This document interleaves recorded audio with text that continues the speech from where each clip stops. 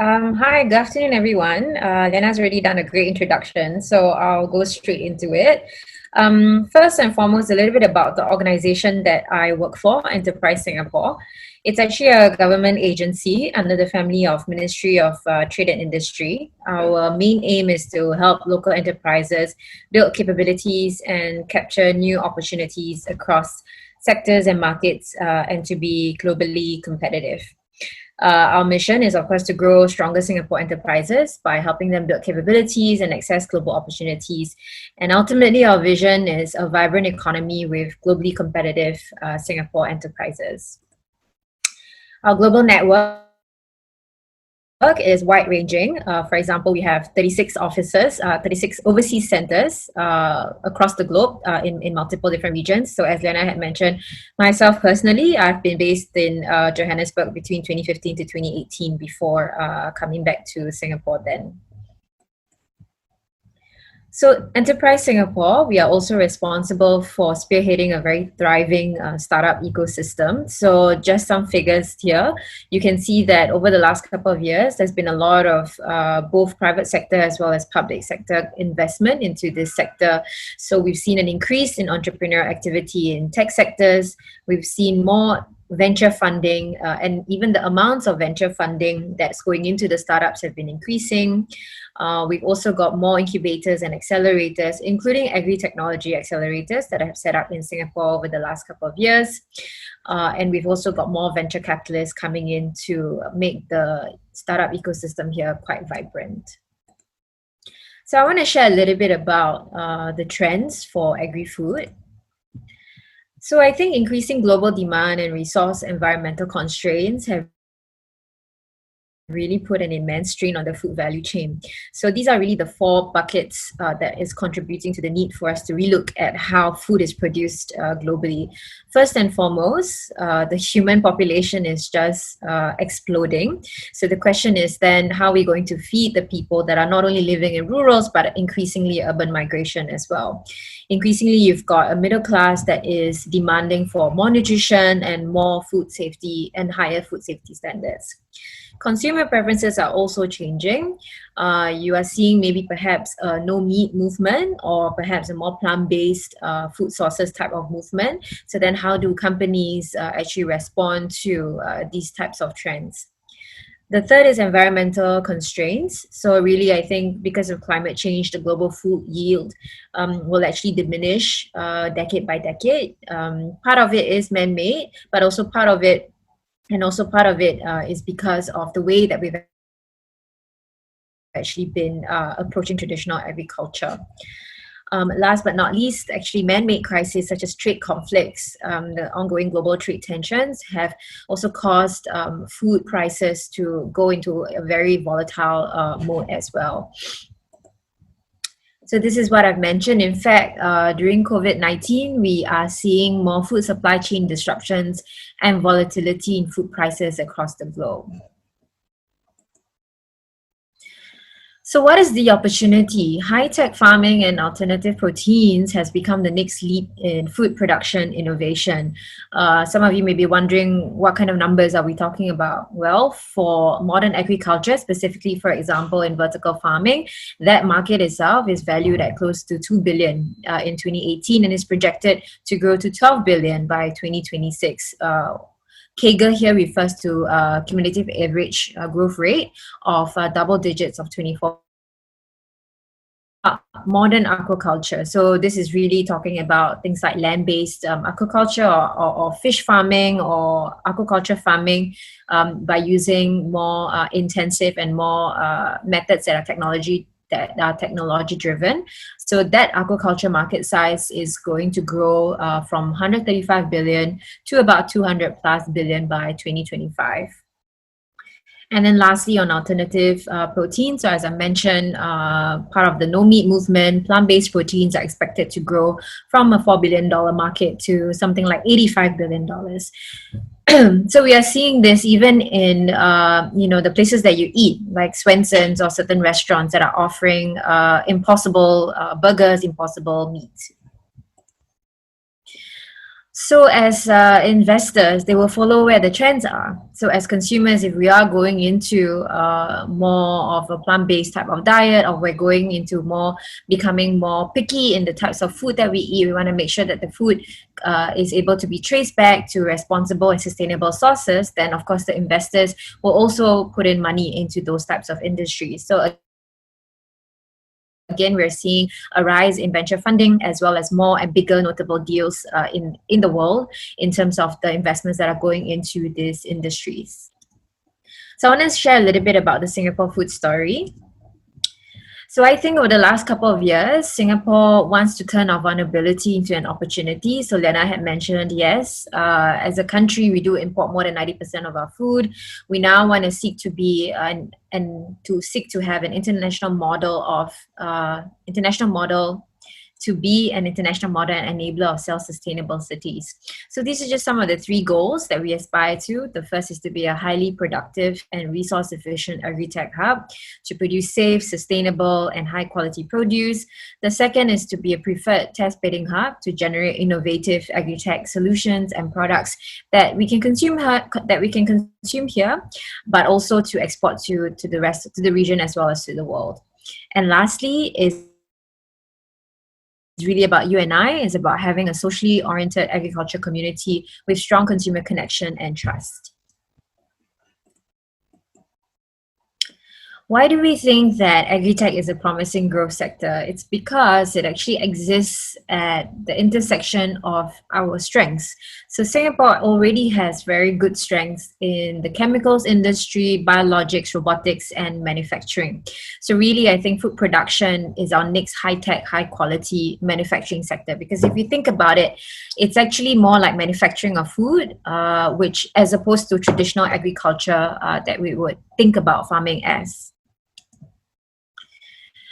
So when the government decided that this is a big move for us to make, and it's very timely given the fact that we could be very vulnerable to some of these food supply chain shocks, we've adopted a very whole of government approach to support Singapore-based companies to grasp the emerging business opportunities in agri-tech. So there are really 3 key strategies for us to do so. I'll actually go into them a bit more in the next couple of slides. So the first is actually to dedicate a space for us to be able to then have more intensive farming activities.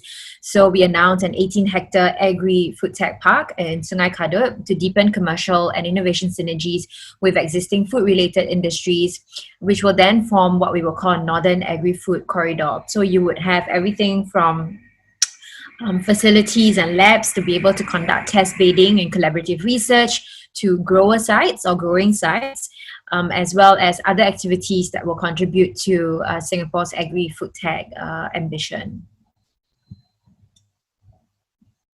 The second is actually to grow our innovation capacity through research and development. So this is really spearheaded by A-Star as well as the Singapore Food Agency. We've actually committed more than $144 million to actually carry out R&D work in what we call sustainable urban food production, future foods, and food safety science, as well as innovation.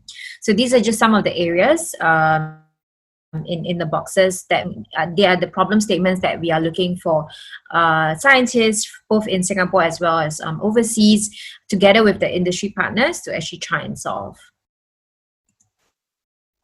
So this is my job or the job of my organization, which is to develop the local champions with a global footprint. How do we then actually have more local grown Singapore champions like Cityponics, of course, to actually then not only produce food and secure our food security here in Singapore, but then also to then export their know-how, their solutions to the region as well as to the world. For Enterprise Singapore, we focus a lot on developing startups. Together with our other agencies, we also facilitate regulations. The third is we strengthen the financing ecosystem. So that's, for example, working with banks or working with venture capital. We also try and work with, local supermarkets, and even building consumer trust in Singapore food produce in order to build local demand. So that's D. E is on catalyzed innovation. And then on F is how do we then accelerate the internationalization of these Singapore enterprises when they're ready. So we can't do it alone. As I mentioned, we also bring in partners from all over the world. For example, we've brought in accelerators. We've brought in 5 agri-food tech accelerators to actually fast track the growth of promising startups. We also crowd in investments. So 7 agri-food co-investment partners have been brought in to actually catalyze more than $90 million into early stage agri-food tech startups. We've mentioned about the strong R&D capabilities that we're trying to build. So this is really in partnership with our institutes of higher learning, as well as in creating more centers of innovation. And then of course, we work with our MNCs that are already based here in Singapore. So these are just some of the names that are in the Agritech, in the agriculture space, for example. So these are just some of the companies which have actually been financed more recently in terms of the venture capital that's coming in. Sustainable Agriculture, for example, raised 22 million in 2018, including from Temasek, which you guys would know. Nutrition Technologies, they raised 8.5 million in Series A funding. So essentially, they look at black soldier fly larvae. So they're an insect protein company. Shok Meats, really super interesting company. They are looking to grow what you would call cell-based meat in labs. So they're looking at growing shrimp. So they bagged 4.6 million in April 2019. And lastly is Alchemy Food Tech. So they're trying to address a very, very big problem in Singapore and in Asia, which is actually diabetes. So they're looking to see how they can actually, still maintain the taste of the food that we all love to eat, but to actually lower the glycemic index as well to make it more safer and healthier. So in short, for Enterprise Singapore and for my team, we're really about growing local champions with a global footprint, and we start all the way from seed, all the way to scale, and then from farm to fork. I want to speak a little bit more about the careers in Agritech because I note that some of you are undergraduates or maybe you're young professionals that are looking to get into this space. So I want to share some of the courses that are available actually quite recently, only in the last couple of years, for you to actually pursue to gain more knowledge before you, venture into this space. There's actually a course almost for every level, from ITE all the way to young professionals or to even to university graduates. So there's a Diploma in Applied Science for Urban Agritech by Republic Poly. That's part-time. And then there's a Diploma in Applied Science for Aquaculture that's offered by Temasek Poly, also part-time. Again, the eligibility is there's actually you don't have to have had prior agriculture, aquaculture experience. You just only need to have the interest to go into this sector, as well as the commitment to then see through the part-time diploma. For the rest of us who may not be quite ready to commit to a diploma program, you can always actually sign up for some of these workshops that RP as well as TP hold. So these are more kind of e-learning workshops where they teach you a little bit about the sector. So there's the Agriculture 101 course, and then there's a Foundation in Aquaculture Technology course in TP that's happening in August. So then, those are quite easy workshops for you to apply and to follow and to see whether or not this is actually the career for you or the industry that you want to get into. For those who are above 25 years old, you've got your Skills Future credits, use them. There are a number of private institutions out there, as well as community farms that are offering 1 day, 2 day types of courses for you to go and get your hands dirty and learn how to actually become someone who's in the urban farming setting. If you're ready and you want to jump in, you can actually also pursue a traineeship. So the good news is that there's the SG traineeships program that's ongoing, so which are open for fresh graduates as well as mid-career hires. So you can actually apply to be an SG trainee with quite a number of our urban farms. There are quite a lot of roles that are available, all the way from farm hands to agri-technologists to research assistants. Again, for most roles, you don't require agri experience. So So you can just apply at mycareersfuture.sg.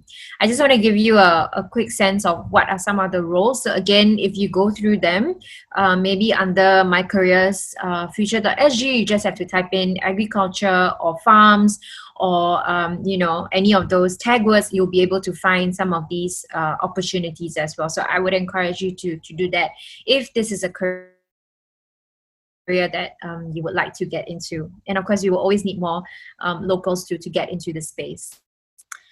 Last but not least, maybe for some of you, you're not really yet ready to either take a diploma or to even pursue a traineeship. Well, you can start off by volunteering. There are more than 1,200 community farms in Singapore. A lot of them are at HDBs. So do change that perception that some of these community farms, you either have to be a old auntie, old uncle.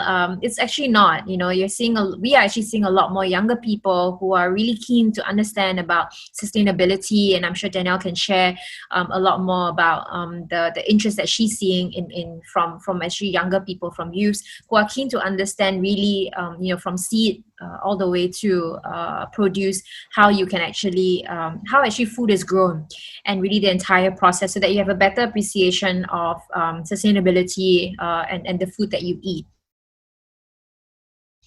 So these are just some examples. Really, I can't name all of them. You can volunteer Ground Up Initiative. There's also Edible Garden City. So there are many of these volunteer programs. Take a morning out of your weekend to go and volunteer for some of these community farms, so that you can learn more. And all of these guys, they started from scratch, and there's no such thing as being born with a green thumb. I think it's really sort of an experiential thing that you have to go through.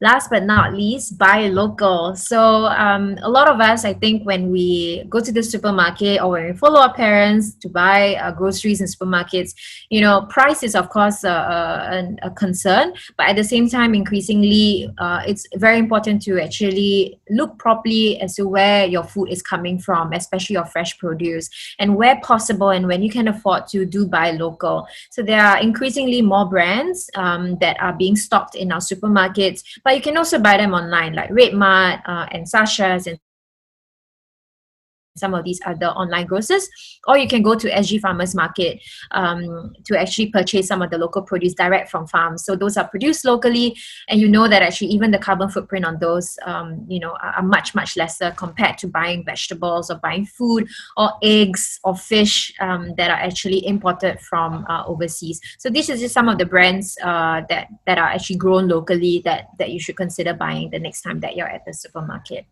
So that's it from me. I'll be happy to take questions later on. I'll hand back the time to Liana, please. Thanks.